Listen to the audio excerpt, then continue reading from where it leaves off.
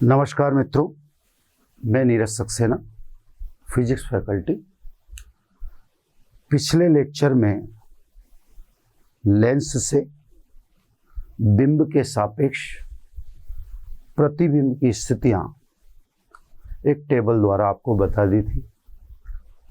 याद रखने के लिए आप दर्पण से याद करना चाहो तो जो अवतल दर्पण में स्थितियां हैं वो उत्तल लेंस में मिलेंगी, और जो उत्तल दर्पण में स्थिति आपने देखी है वो अवतल लेंस में मिलेंगी।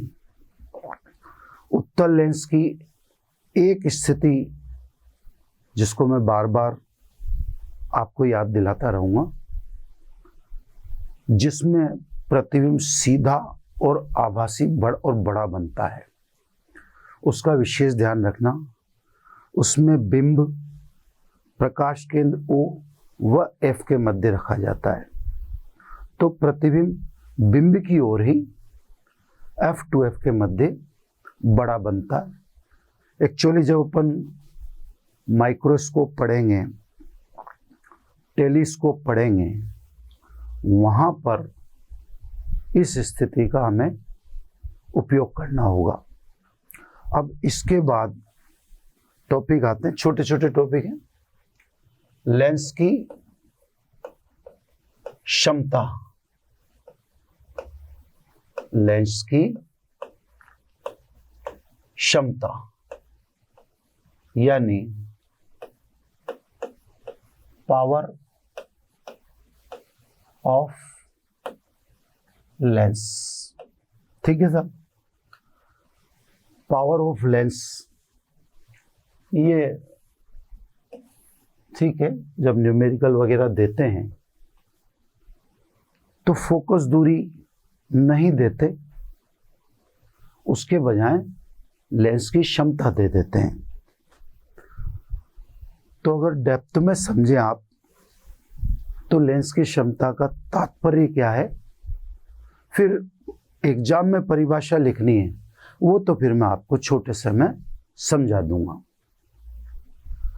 अपवर्तन के पश्चात लेंस अपवर्तित किरणों को जितना अधिक मोड़ता है, उस लेंस की क्षमता उतनी ही अधिक मानी जाती है। उदाहरण के लिए ये आप देखें, जैसे ये दो चित्र मैं आपको उत्तल लेंस के दिखाता हूं, है ना साहब। इससे आपको क्षमता का फोकस दूरी से रिलेशन पता पड़ जाएगा। इसकी फोकस दूरी F1 लिख देता हूं, इसकी फोकस दूरी F2 लिख देता हूं। ये तो आपको चित्र में साफ प्रतीत हो रहा होगा कि L2 लेंस की फोकस दूरी L1 लेंस की फोकस दूरी से कम है। ठीक है, अब ये सब मुख्य अक्ष के समांतर आपतित किरण, तो ये तो होगी आपतित किरण, है ना, आपतित किरण। क्लियर। अपवर्तन के पश्चात मुख्य फोकस से गुजरेगी, तो साहब ये अपवर्तित किरण इतनी मुड़ी, क्योंकि कंपैरिजन करवा लेंगे इसका और उसका, फिर अपने को क्षमता का पता चल जाएगा। अब लेंस L2 की बात करें, ये मुख्य अक्ष के समांतर आपतित किरण, अपवर्तन के पश्चात फोकस से निकलेगी, ये निकल गई। अब जितनी मुड़ी उसको अपन θ2 से दर्शा दें। अब आप देखें θ2 ग्रेटर देन θ1, यानी यहां ज्यादा मुड़ी, यहां की फोकस दूरी f2 कम है किससे? f1 से। अपन ने जो मूलभूत परिभाषा में बोला वो ये बोला कि साहब लेंस की क्षमता का तात्पर्य लेंस के उस गुण से है जिसमें वह अपवर्तित किरण को अपने मूल पथ से मोड़ देता है। जो लेंस अपवर्तित किरण को मूल पथ से जितना ज्यादा मोड़ेगा उसकी क्षमता उतनी ही अधिक होगी। तो आपने देखा L1 लेंस में किरण कम मुड़ी है, उसकी फोकस दूरी ज्यादा है, जबकि लेंस L2 में किरण ज्यादा मुड़ी है, उसकी फोकस दूरी कम है। अब जहां ज्यादा मुड़ी उसकी क्षमता, जहां कम मुड़ी उसकी क्षमता, तो क्षमता को किरण के मुड़ने के गुण से नापा जाता है। तो आप देखो P2 ग्रेटर देन P1। अब आप सीधा सीधा यहां से समझ लो कि लेंस की फोकस दूरी कम होगी तो उसकी क्षमता अधिक होगी, यानी फोकल लेंथ अगर कम है तो लेंस की क्षमता अधिक है। तो सब अब वो परिभाषा जो आप एग्जाम वगैरह में लिख देना, मैंने तो समझा ही दिया बेसिक से, दो चित्रों से ये बता ही दिया कि लेंस किरण को या अपवर्तित किरण को जितना ज़्यादा मोड़ेगा उसकी क्षमता उतनी ही अधिक होगी। तो सब परिभाषा ये बनती है कि फोकस दूरी के व्युत्क्रम को लेंस की क्षमता कहते हैं। तो अब आप भले ही चाहो तो एग्जाम में अगर लेंस की क्षमता पूछी जाए आपसे तो आप सिंपल बोल देना कि साहब लेंस की क्षमता फोकस दूरी के व्युत्क्रम के बराबर होती है। अगर फोकस दूरी का मात्रक मीटर है तो लेंस की क्षमता का मात्रक डायोप्टर होगा। अगर सेंटीमीटर है तो आप ऐसा कर देना 100 अपॉन, अब फोकस दूरी किसमें लिखना? सेंटीमीटर। तो साहब आप लेंस की क्षमता का मात्रक क्या लिखेंगे? डायोप्टर, यानी D। तो ये सब परिभाषा जैसा काम तो आपका इससे चल जाएगा, है ना। परिभाषा में आप सिंपल सा बोलोगे कि साहब लेंस की क्षमता उसकी फोकस दूरी के व्युत्क्रम के बराबर होती है। लेंस की क्षमता उसकी फोकस दूरी के व्युत्क्रम के बराबर होती है। अब छोटी छोटी बातें, छोटी छोटी बातों में जैसे उत्तल लेंस के लिए, उत्तल लेंस की फोकस दूरी धनात्मक होती है, इसलिए उत्तल लेंस की क्षमता भी धनात्मक होगी। अवतल की बात करें तो अवतल लेंस के लिए अवतल लेंस की फोकस दूरी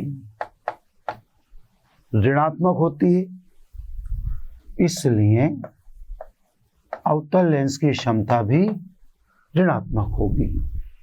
तो सब वो तो आप समझ ही सकते हो। जहां तक अपना इससे उपयोग है वो ये है कि आपको न्यूमेरिकल में क्षमताएं देगा। जैसे इसने कह दिया एक लेंस की क्षमता +2 डायऑप्टर है, तो आप समझ जाना फोकस दूरी कितनी हुई 100/2 यानी 50 प्लस है तो +50 सेंटीमीटर है ना। उत्तल लेंस है क्योंकि फोकस दूरी प्लस है, तो साहब ये आपको 2 देगा, सेंटीमीटर में लिख रहा हूं मैं, तो ये 2 देगा तो आप समझ जाना 50 है। ये यूं कहेगा आपसे कि लेंस की क्षमता -4 डायऑप्टर है, तो आप समझ जाना F बराबर सेंटीमीटर में बटा -4 तो -25 सेंटीमीटर। माइनस से तो आपको पता लग जाएगा कि लेंस अवतल लेंस है, फोकस दूरी आपको पता लगेगी 25 सेंटीमीटर। तो मेरे कहने का मतलब है कि आपको क्षमता का इस्तेमाल करने की जरूरत यहाँ पर पड़ेगी जहाँ पर ये अपन से कोई न्यूमेरिकल करवाना चाहता होगा, और उस न्यूमेरिकल में ये अपने को, मैं थोड़ी बाउंड्री से ही बना दूं सब, है ना, तो सब ये अपने को फोकस दूरी ना देकर क्षमता दे देगा। क्षमता को आप फोकल लेंथ में चेंज कर देना। न्यूमेरिकल में उलझाने के कुछ ही तरीके होते हैं, है ना। जैसे छोटे छोटे तरीके हैं, फोकल लेंथ नहीं दी, क्षमता दे दी, लेंस नहीं बताया, प्लस माइनस चिन्ह लगा दिया। अपने को पता पड़ जाना चाहिए कि प्लस है तो उत्तल लेंस, माइनस है तो अवतल लेंस। तो ये तो साहब लेंस की क्षमता। क्लियर होगी बात। छोटे छोटे टॉपिकों का समूह आज करेंगे अपन। अब साहब ये भी एक इंटरेस्टिंग चीज है, अपन लेंस की फोकस दूरी यानी लेंस निर्माता सूत्र पढ़ चुके हैं। लेंस निर्माता सूत्र में अपन ने साफ पढ़ रखा 1/f बराबर n-1 into bracket 1/r1 minus 1/r2, यानी फोकस दूरी अपवर्तनांक से रिलेट है। अपवर्तनांक अलग अलग माध्यम का अलग अलग होता है। इसका मतलब ये हुआ कि लेंस की फोकस दूरी माध्यम पर निर्भर करती है।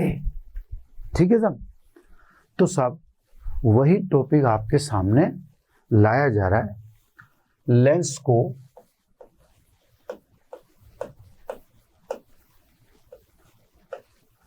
द्रव में डुबोने पर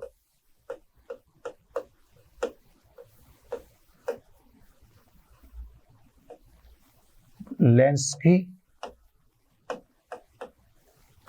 प्रकृति व फोकस दूरी है ना, यानी एक विश्लेषण कि जब आप लेंस को द्रव में डुबो देंगे तो द्रव में डुबोने के बढ़ेगी घटेगी वगैरह। छोटा सा कोई सेगमेंट आ भी सकता है इनमें से, कोई ज्यादा महत्वपूर्ण नहीं है, है ना।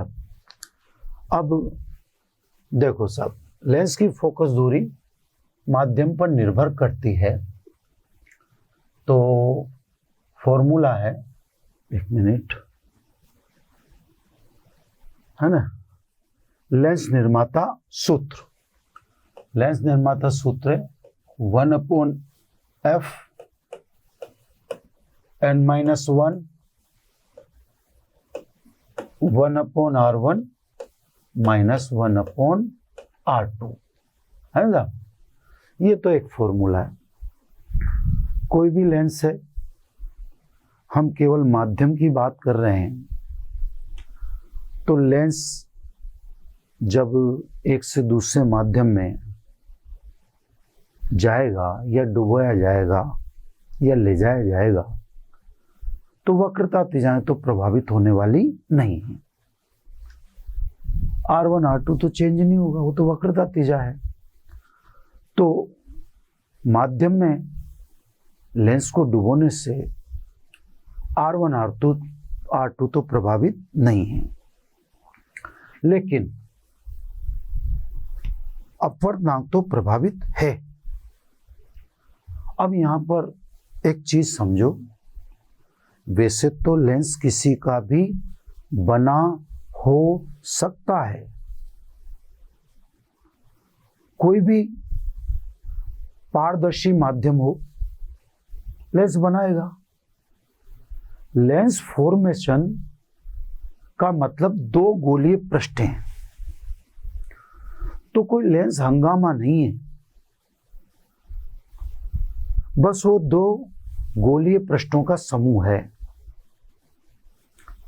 तो मेरे कहने का मतलब ये है कि वो तो बर्फ का भी बन सकता, ट्रांसपेरेंट होनी चाहिए, ग्लिसरीन का भी बन सकता है। मैंने नेत्र लेंस के बारे में बताया था आपको, वो पारदर्शी मांसपेशियों का बना है। तो लेंस फॉर्मेशन तो कहीं भी हो सकती है, लेंस किसी का भी बना हो सकता है, लेकिन यहां मुझे विश्लेषण करना है, तो मुझे लेंस किसी पदार्थ का तो बताना पड़ेगा। तो साहब, यदि लेंस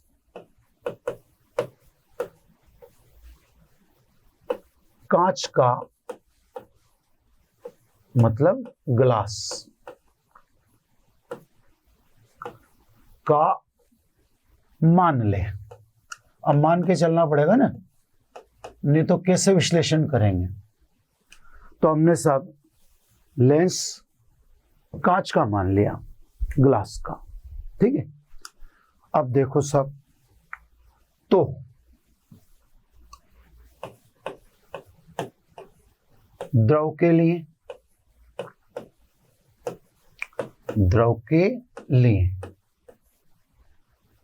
ये सब द्रव के लिए, पहले वायु के लिए ले लेना, पहले तो वायु के लिए, है ना। वायु इंग्लिश में, इंग्लिश हिंदी दोनों लिखनी पड़ेगी ना यार, ये क्या चक्कर है। फिंगर टच करते ही देखा, मान लो इसी से करूं मैं, ये मैंने इसी से करा, और चलो ये भी ठीक है ना। चलो, तो वायु मतलब एयर के लिए, अब ध्यान से समझना, 1/f air is proportional to n air to glass -1, ये तो कांस्टेंट है इससे ही, तो R1 R2 को तो हटाओ। अब देखो, प्रकाश किरण कहां से कहां जाएगी, हवा से कांच में, क्योंकि लेंस किसका मान लिया मैंने, कांच का, ठीक है। तथा द्रव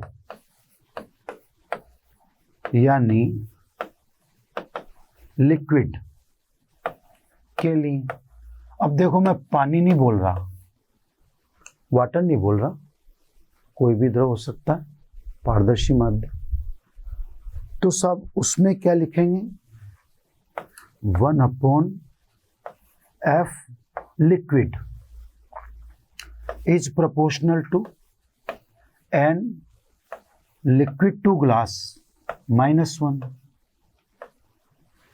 क्योंकि लेंस अब लिक्विड में डूब चुका, तो प्रकाश किरण हवा से तो जाएगी नहीं। अब तो लेंस द्रव में डूबा हुआ है, तो प्रकाश किरण द्रव से लेंस मतलब कांच में जाएगी। अपने को Fl का पता करना है, बस यही तो पता करना है कि द्रव में डुबोने पर क्या होता है। तो अपना काम ये है कि अपन Fl का पता करें। तो सब बाई इक्वेशन 1/2, 1 में 2 का भाग दे दो, 1/f एयर, 1/f लिक्विड। ध्यान रखना आपको f लिक्विड का ही पता करना है। इधर ये लिख दें n एयर टू ग्लास -1 और इधर n लिक्विड टू ग्लास -1। यानी थोड़े छोटे लिखो, यानी अब इसको देखो, f लिक्विड ऊपर चला गया, वही हमें चाहिए था। तो ये देखो f liquid upon f air is equal, comparison करेंगे एयर से ना, n एयर टू ग्लास -1। अब देखो ये जो आपको दिख रहा है लिक्विड टू ग्लास, ये सापेक्ष अपवर्तनांक है, निरपेक्ष नहीं है। और हम किसी भी फॉर्मूले में लिखते हैं तो हमेशा निरपेक्ष ही लिखते हैं। निरपेक्ष का मतलब वायु या निर्वात के सापेक्ष। तो हमें कभी भी किसी भी फॉर्मूले में अपवर्तनांक लिखना पड़े तो आप स्पेशली ध्यान रखना कि वो अपवर्तनांक सदैव निरपेक्ष लिखोगे, यानी विद रेस्पेक्ट टू एयर और वैक्यूम। इसको सही करना पड़ेगा सब। अब देखो इसको सही करता हूं, n लिक्विड टू ग्लास तोड़ता हूं इससे, तो क्या लिख दूं, n liquid to air into air to glass -1। भाई मुझे तो विद रेस्पेक्ट टू एयर लाना है ना, तो मैंने तोड़ दिया। अब बीच में मैंने आपसे कहा था कॉमन लेके तोड़ दो, तो एयर एयर खत्म, लिक्विड टू ग्लास हो जाएगा, यही आ जाएगा वापस। तो liquid to air into air to glass, ठीक है। अब F liquid upon F air, जो स्टैंडर्ड है उसको तो छेड़ो ही मत आप, यहां पर इसको मत छेड़ो, ये स्टैंडर्ड है। लेकिन ये उल्टा हो गया, ये लिक्विड के रेस्पेक्ट में एयर का हो गया, जबकि निरपेक्ष अपवर्तनांक में तो एयर टू लिक्विड होना चाहिए, जबकि ये तो लिक्विड टू एयर। इसको बटे में उतार लो, ये देखो बटे में उतार लेंगे तो ये उल्टा हो जाएगा, है ना।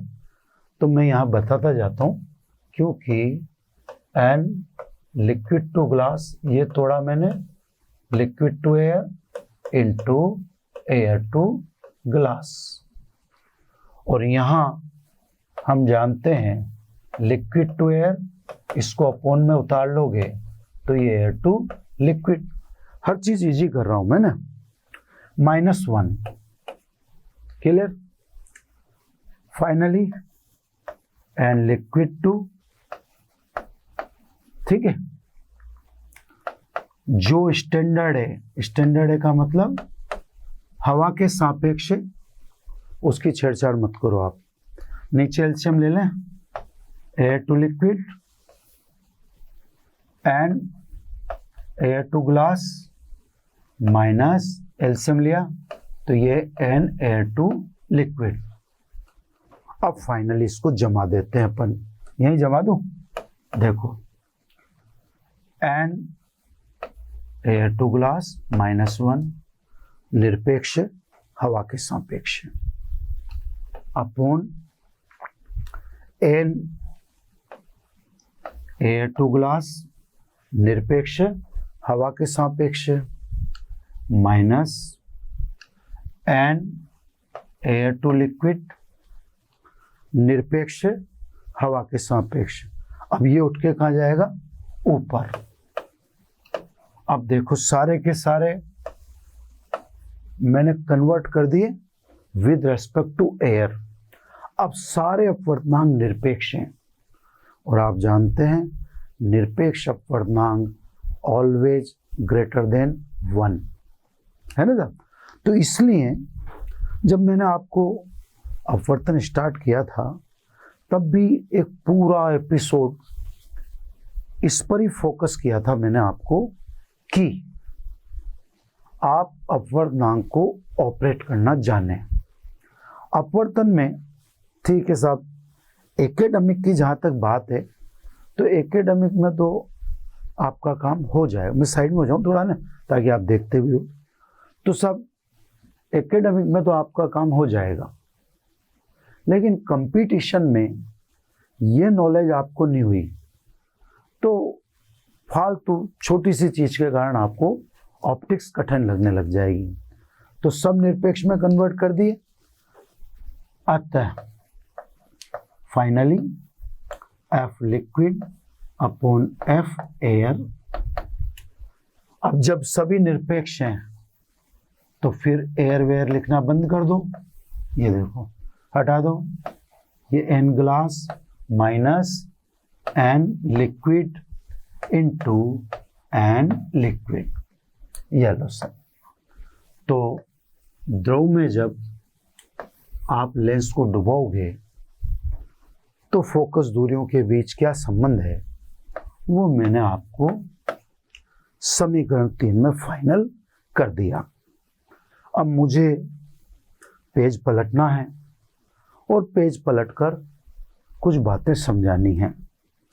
तो मैं या तो इस फॉर्मूले को ही अगले पेज पर लिख दूं ऐसा का ऐसा, फिर वहां समझा दूं बार बार F liquid upon F air N glass minus 1 N glass minus N liquid into N liquid. तो इसको मैं कैरी फॉरवर्ड कर देता हूं, इस समीकरण 3 को आगे लिख देता हूं, है ना। यानी F liquid upon F air N glass minus 1 upon n glass minus N liquid into N liquid. ये 3 को मैंने कैरी फॉरवर्ड कर दिया ताकि मुझे डिजिटल बोर्ड है ना बार बार पेज पलटने की जरूरत नहीं पड़े। अब बात को ध्यान से समझो। देखो साहब, क्योंकि n glass minus N liquid always less than n glass minus 1, समझा देता हूं मैं आपको। देखो साहब, अपवर्तनांक का इधर लिख के मिटा दूंगा ना। सबसे कम मान कितना है? 1। ऊपर भी एन ग्लास है नीचे भी एन ग्लास है, तो ये तो सेम ही मानेंगे। अब ऊपर वाले में से तो एक ही घट रहा है, एक ही घट रहा है ना, लेकिन नीचे वाले में एन लिक्विड, तो एन लिक्विड तो ग्रेटर देन 1 होगा ना, तो नीचे वाले में घटने वाली क्वांटिटी ज्यादा है। इसलिए जो डिनोमिनेटर है यानी बटे वाली राशि है ये वाली, वह छोटी है। किससे? ऊपर वाली राशि से, न्यूमरेटर से छोटी है ना। अब जब ये छोटी है तो F liquid always greater than F air.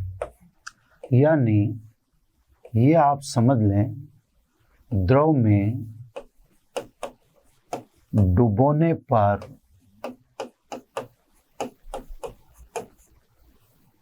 Lens की फोकस दूरी सदैव बढ़ेगी, सदैव बढ़ेगी। नो डिस्कशन, है ना साहब।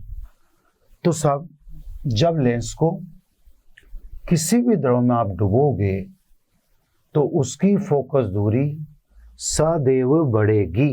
ये मैंने साफ लिख दिया यहाँ पे कि फोकस दूरी सदैव बढ़ेगी। तो साहब अपन को एक जवाब तो मिल गया। ये पूछा था ना कि द्रव में डुबाने पर लेंस की फोकस दूरी, तो ये तो साहब पता पड़ गया। अब निश्चिंत हो के आप कह दें कोई से भी द्रव में डुबो लेंस की फोकस दूरी बढ़ती है। क्लियर, बिल्कुल। अब अगली बात देखो सब,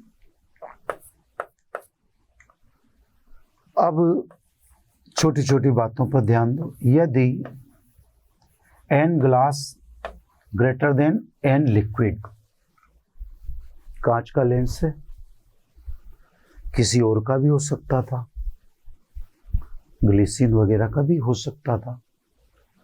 तो आप तो यूं समझो कि यदि लेंस के पदार्थ का, थोड़ा सा डीप थ्योरी है, ध्यान से सुनेंगे आप। आपको ग्लास मान के बता दिया, लेकिन प्रश्नकर्ता तो आपसे कुछ भी पूछ लेगा बेवकूफ बनाने के लिए, इसलिए मेरी बात को ध्यान से सुनना है। यदि लेंस के पदार्थ का अपवर्तनांक द्रव के अपवर्तनांक से ज्यादा है जिसमें लेंस को डुबोया है, यानी द्रव का अपवर्तनांक लेंस के पदार्थ के अपवर्तनांक से कम है, इससे बोल दो। पर इसमें उलझ जाओगे आप, इससे सीधी सीधी बात करना पड़ेगा मुझे। यदि लेंस ऐसे द्रव में डुबोया जाए जिसका अपवर्तनांक लेंस के पदार्थ के अपवर्तनांक से कम हो, मतलब लेंस का अपवर्तनांक ज्यादा हो, है ना, 3 से n glass greater than NL है, तो 3 से F लिक्विड पॉजिटिव, यानी लेंस की प्रकृति में कोई परिवर्तन नहीं होगा।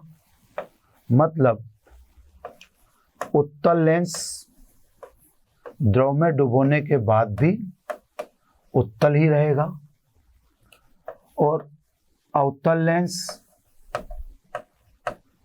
द्रव में डुबोने के बाद भी अवतल ही रहेगा, क्योंकि F पॉजिटिव है।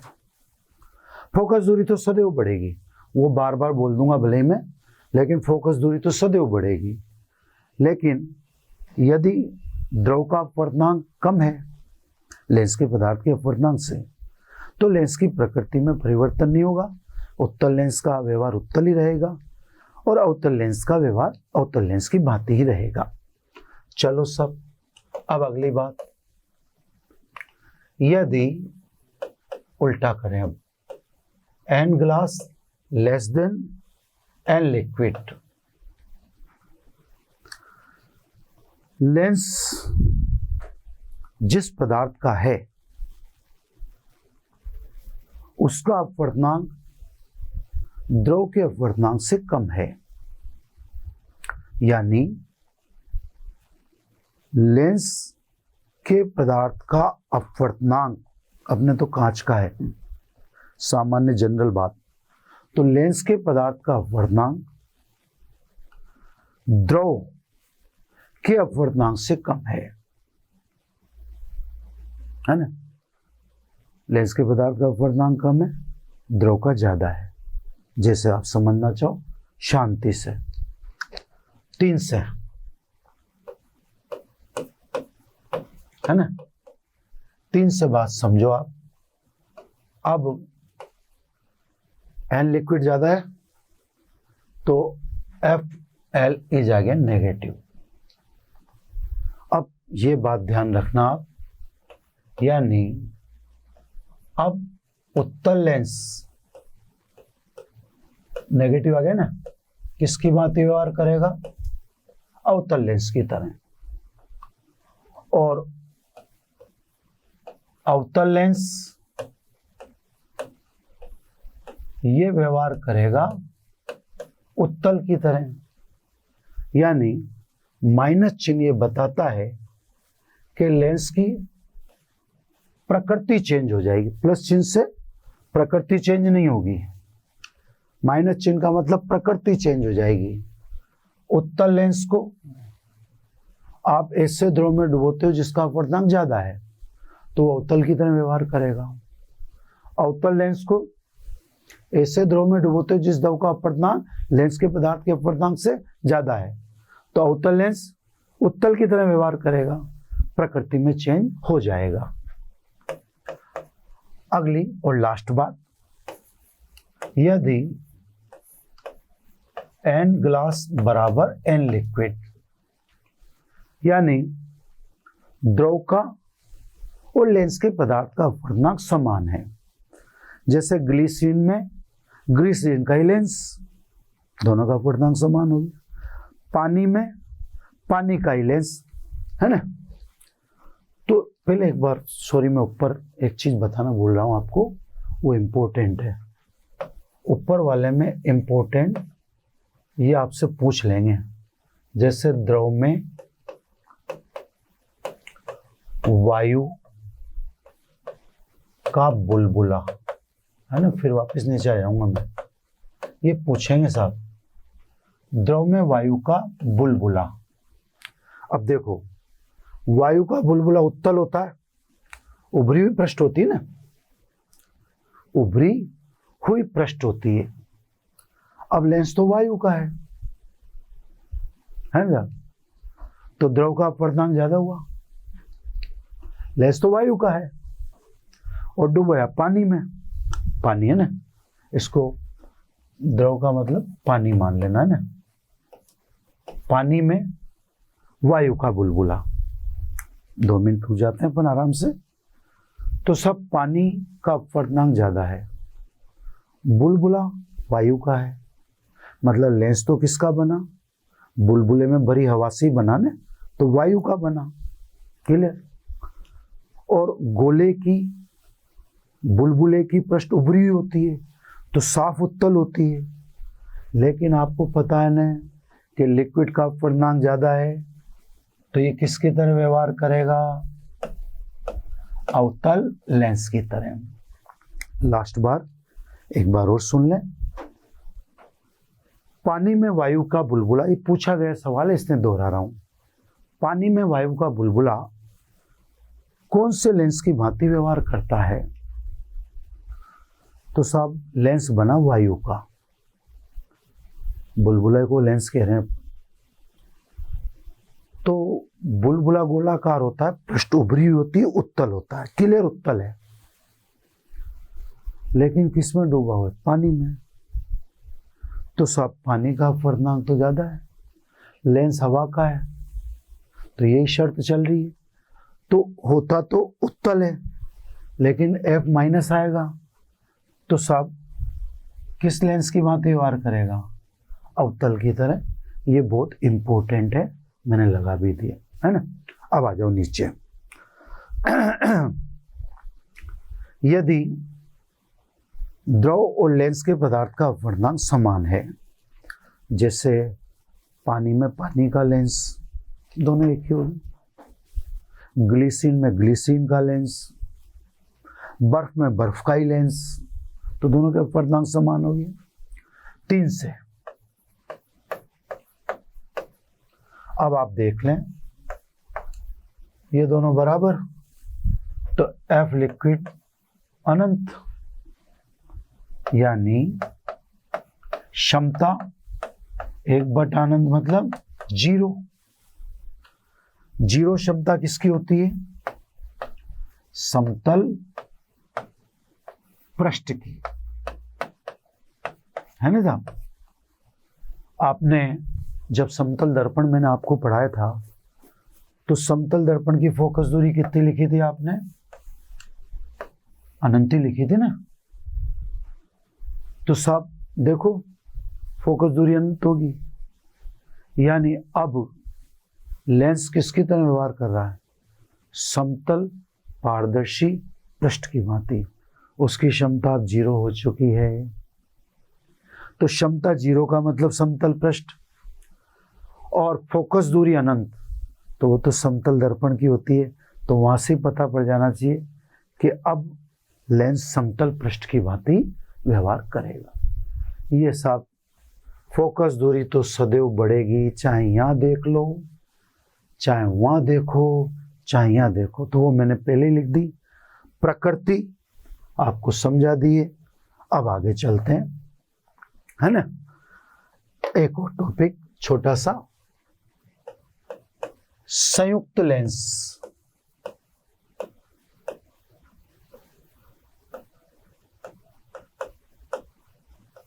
या लेंसों का संयोजन, है ना। लेंसों का हम संयोजन करते हैं, तो ये लेंसों का संयोजन यानी संयुक्त लेंस कैसा बिहेवियर करेगा। अब सब कोई चित्र का खास महत्व नहीं, आप कैसे बना दो उससे कोई लेना देना नहीं। ये सब मैंने एक लेंस L1 ले लिया,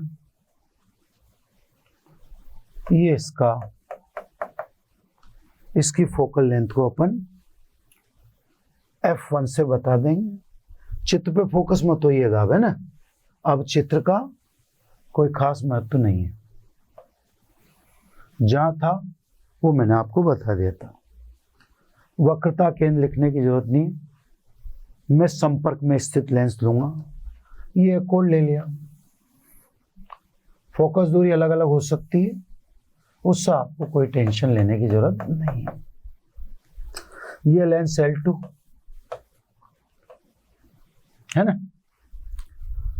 वक्रता केंद्र में लिखना नहीं चाह रहा क्योंकि उसका कोई महत्व नहीं है, मैं वैसे भी दूरी मध्य से लूंगा।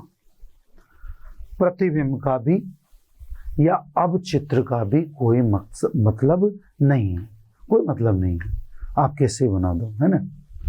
तो साहब ये मैंने बिंब ले लिया, वो तो जहां चित्र का महत्व था वो मैंने बहुत डिटेल में ले लिया था पहले ही।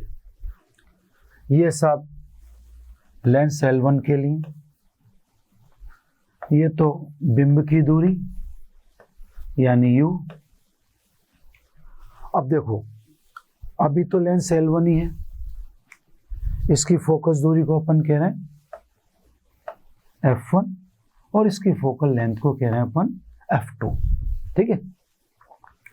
L2 तो इस समय है नहीं, तो अधिकांशतः तो हम जानते हैं कि प्रतिबिंब वास्तविक बनता है, तो अपन ने बिना कोई कैलकुलेशन के ये प्रतिबिंब दिखा दिया। ये ध्यान रखें, ये L1 से प्राप्त प्रतिबिंब है, अंतिम नहीं है। ये प्रतिबिंब अंतिम नहीं है, क्योंकि अभी तो L2 रखूंगा ना मैं।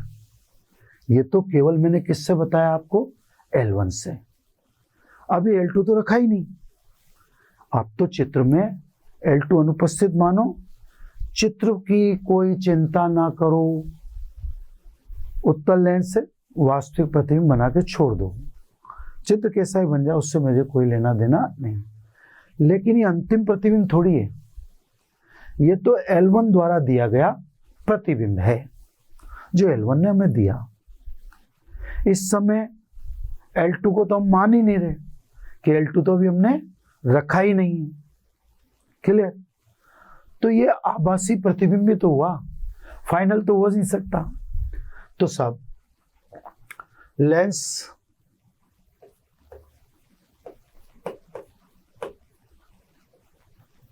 L1 के लिए लेंस सूत्र काम में लो। लेंस सूत्र क्या है सब, 1/f1 बराबर 1/v डैश -1/u, सिंपल। चलो सब, ये तो अपन ने लिख दिया L1 के लिए। अब सब बात अपन करेंगे लेंस L2 के लिए, है ना। अब आपने लेंस L2 रख दिया, तो भाई लेंस L2 के लिए या लेंस L2 को क्या वो दिख रहा है? नहीं। लेंस L2 को तो ये किरण मिलेगी, ये। तो आई डैश किसका काम करेगा? बिंब का। और लेंस L2 से मान लीजिए ये अंतिम प्रतिबिंब I बना, जिसकी दूरी को अपन कह दें V। चित्र का महत्व तो नहीं है, आप कैसे बना देना। तो सब ये ध्यान रखें, L2 के लिए ये किसका कार्य करता है? बिंब का। किसके लिए? L2 के लिए, है ना सब। और अंतिम प्रतिबिंब ये रहा I। तो सब लेंस L2 के लिए लिखो, इसकी फोकल लेंथ कितनी है? f2 बराबर प्रतिबिंब की दूरी ये रही v, माइनस इसके लिए बिंब का कार्य कौन करेगा? ये करेगा। ये समीकरण 2, ठीक है साहब। बाय इक्वेशन 1+2, दोनों इक्वेशन को अब जोड़ दीजिए, क्योंकि दोनों लेंस को चिपका रखा है ना। जब इनको जोड़ेंगे तो सब जोड़ते ही ये आएगा 1/f1 प्लस 1/f2 बराबर, ये कट जाएगा, ये प्लस है ये माइनस है, ये तो प्लस है इधर और ये माइनस है, तो ये कट जाएंगे। 1/v minus 1/u। अब आप लेफ्ट हैंड साइड को देखें तो मैं आपसे पूछूं कि 1/v माइनस 1/u क्या होता है? आप जानते हैं 1/f होता है। तो ये 1/f किसका है? संयुक्त लेंस का, है ना। तो देखो यदि संयुक्त लेंस की फोकस दूरी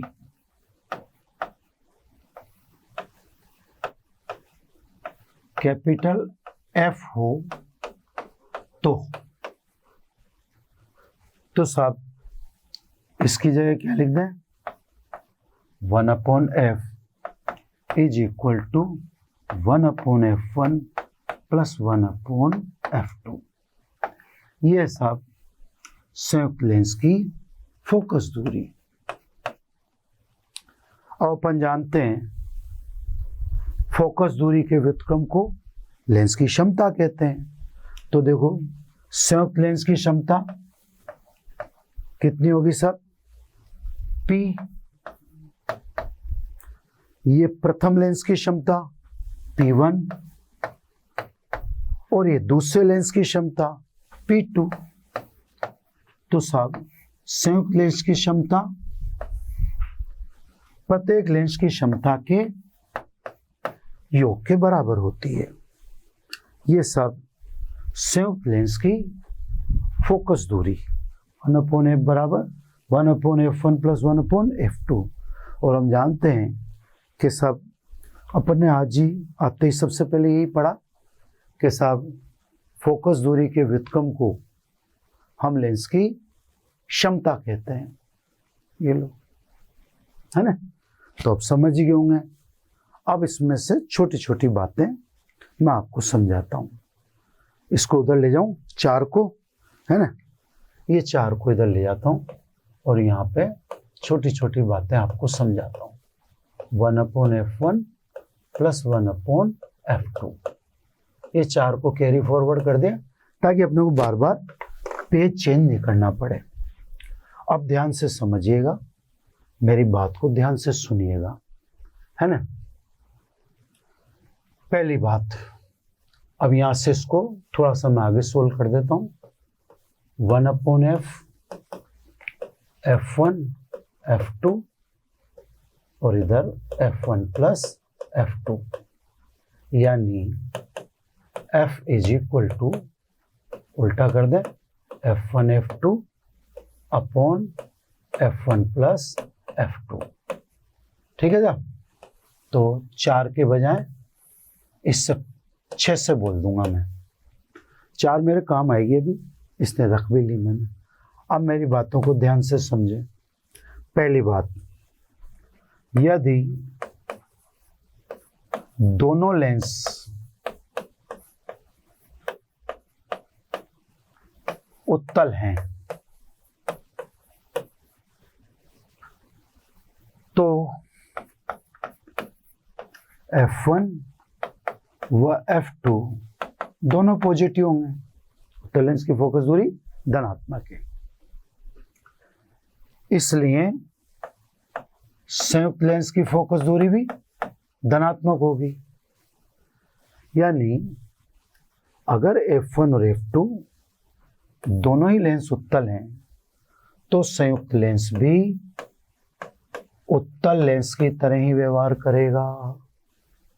संयुक्त लेंस का व्यवहार भी उत्तल लेंस जैसा ही होगा। बिल्कुल क्लियर। चलो आगे, यदि दोनों लेंस अवतल हैं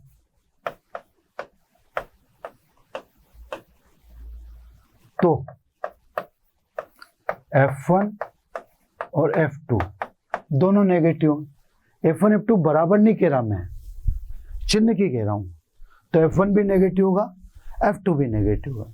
आप ये फोकस दूरी को बराबर मत समझना, फोकस दूरी तो कम ज्यादा हो सकती है, मैं फिलहाल चिन्ह की बात कर रहा हूं। तो f1 भी पॉजिटिव और f2 भी पॉजिटिव।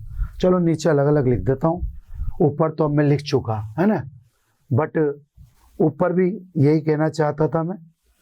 तो f1 नेगेटिव व f2 नेगेटिव, यही बात ऊपर कहना, फोकस दूरी बराबर नहीं है। अब देखो आप, negative negative positive, but negative negative तो नेगेटिव कॉमन आ गया, यानी तो f 6 से देखो ना, f क्या हुआ, नेगेटिव हुआ। दोबारा देख लो, नेगेटिव इंटू नेगेटिव, ऊपर वाला तो पॉजिटिव हो गया, लेकिन -f1 -f2 तो माइनस कॉमन आ गया, तो कैपिटल F नेगेटिव हो गया। यानी अब संयुक्त लेंस अवतल लेंस की तरह ही व्यवहार करेगा, नथिंग स्पेशल। ठीक है साहब। तो अगर आपने दोनों लेंस उत्तल लिए तो संयुक्त लेंस का व्यवहार उत्तल होगा, दोनों लेंस अवतल लिए तो संयुक्त लेंस का व्यवहार अवतल होगा। अब विशेष, यदि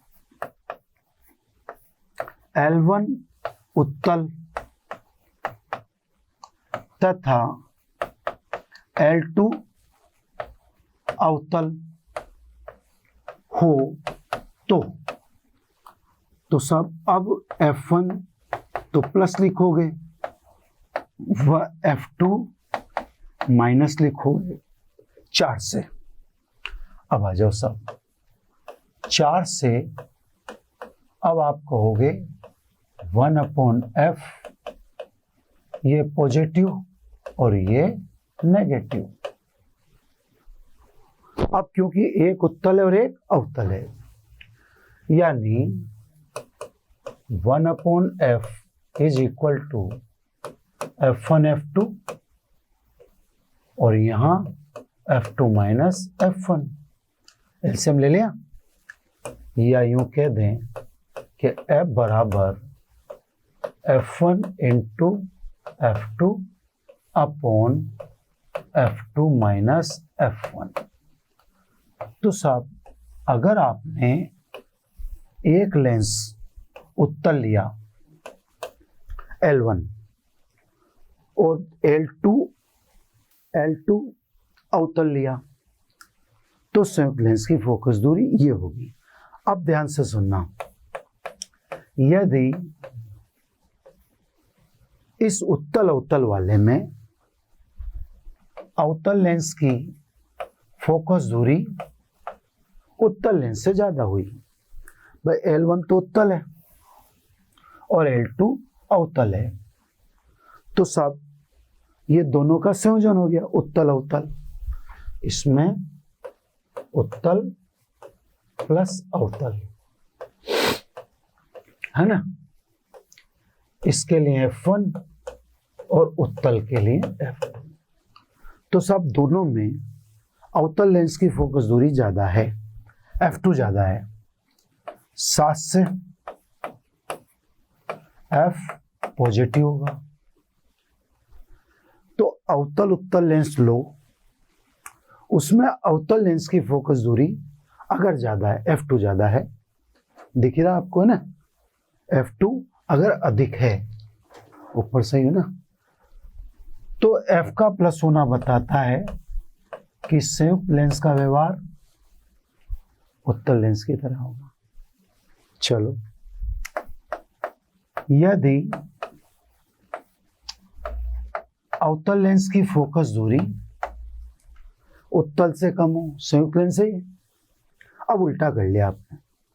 पहले तो आपने कह दिया कि साहब अवतल की फोकस दूरी F2 उत्तल की फोकस दूरी F1 से ज्यादा है उत्तल अवतल ही, ये उत्तल अवतल के लिए, ये उत्तल उत्तल और अवतल अवतल के लिए।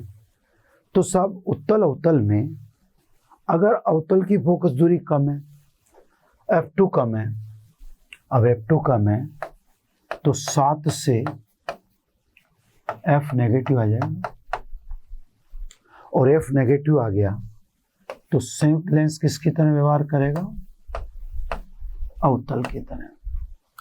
तो सब अवतल लेंस की फोकस दूरी उत्तल अवतल में अवतल की फोकस दूरी ज्यादा हुई, अवतल की फोकस दूरी ज्यादा हुई, तो संयुक्त लेंस का व्यवहार उत्तल जैसा होगा। और अवतल की फोकस दूरी कम हुई, मतलब उत्तल की ज्यादा हुई, तो संयुक्त लेंस अवतल की तरह व्यवहार करेगा। लास्ट, यदि उत्तल अवतल में दोनों की फोकस दूरी, उत्तल की और अवतल की दोनों की फोकस दूरी बराबर हुई, दोनों की फोकस दूरी बराबर हुई, तो 7 से F बराबर अनंत आ जाएगा, बटे में 0 आ गया। यानी अब संयुक्त लेंस किसकी तरह व्यवहार करेगा, समतल पट्टिका जैसा व्यवहार करेगा। एक बार और फास्ट समझा देता हूं। ये तो तब है जब दोनों एक जैसे ले, उत्तल उत्तल अवतल अवतल। लेकिन एक अवतल हो और एक उत्तल हो तो फिर ये फॉर्मूला बना लिया। ये फॉर्मूला, इसमें एक उत्तल है और एक अवतल है, अगर अवतल की फोकस दूरी ज्यादा हुई तो संयुक्त लेंस का व्यवहार उत्तल जैसा होगा, और यदि उत्तल की फोकस दूरी ज्यादा हुई तो संयुक्त लेंस अवतल की भांति व्यवहार करेगा। लेकिन दोनों की फोकस दूरी समान हुई तो ये बटे में 0 आ गया, और बटे में 0 आ गया तो फिर संयुक्त लेंस समतल पट्टिका की भांति व्यवहार करेगा। ये सब लेंसों का संयोजन। अब स्पेस मेरे पास थोड़ी सी भी नहीं बची, इसलिए मुझे अगला पन्ना लेना पड़ रहा है एक लाइन के लिए। अब ध्यान से समझो, नॉट बीचों बीच लिख देता हूं क्योंकि मेरा तो पन्ना तो पूरा ही जाएगा। यदि लेंसों के मध्य दूरी स्मॉल d हो तो लेंसों के संयोजन के लिए, अब ध्यान रखना साहब, अपने केस में तो अपन ने दोनों लेंस चिपका रखे हैं, उनके बीच में डिस्टेंस 0 है ना, या डीबी अल्फा की तरह लिखाई में है। एक अच्छी सी चीज सुंदरता से लिखना चाहते हैं तो ये d बराबर 0। लेकिन अब मैंने कह दिया कि दोनों लेंसों के बीच दूरी d है, तो संयुक्त लेंस की फोकस दूरी 1/f is equal to 1/f1 plus 1/f2 minus d/f1 into f2। ये लो साहब, ये साहब लेंसों का काम, लेंसों का काम खत्म मानो आप, पर अपवर्तन खत्म नहीं है, लेंस खत्म है। तो पहले तो डेफिनेटली अब किताब के न्यूमेरिकल, फिर एक्स्ट्रा, तो अब न्यूमेरिकल सेशन थोड़ा सा लंबा चलेगा, क्योंकि अब लेंसों में अपन ने थ्योरी तो बहुत पढ़ ली, यूज तो किया ही नहीं, तो अब यूज करके देखेंगे सब चीज़ों का। तो अपन कल से न्यूमेरिकल लेंगे। लेंस एक बार के लिए विराम आ गया, यानी एक तरह से अपन देखें तो यूँ कह सकते हैं कि हाँ भाई, अपवर्तन का एक उदाहरण, मतलब लेंस खत्म हो गया। अपवर्तन तब तक माना जाता है जब तक पारदर्शी माध्यम आता रहेगा, ठीक है साहब। तो अपवर्तन समाप्त नहीं हुआ, लेंस समाप्त। तो बच्चों आज इतना ही, थैंक यू। आशा करता हूं हमारे टॉप एजुकेटर का यह लेक्चर आपको पसंद आया होगा। अगर पसंद आया है तो वीडियो को लाइक करिए, चैनल को सब्सक्राइब करिए और शेयर भी करिए, क्योंकि ज्ञान बांटने से बढ़ता है और सही बताऊं तो पुण्य भी मिलता है। मुझे सुनने के लिए बहुत बहुत धन्यवाद। Thank you.